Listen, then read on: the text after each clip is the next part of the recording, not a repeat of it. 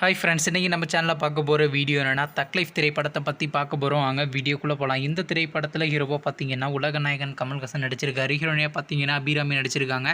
STR, Nassar மற்றும் சில பல பிரபலங்கள்லாம் அந்த படத்தை நடிச்சிருக்காங்க. இந்த திரைப்படம் பார்த்தீங்கன்னா ஒரு ஆக்ஷன் ட்ராமா மூவி.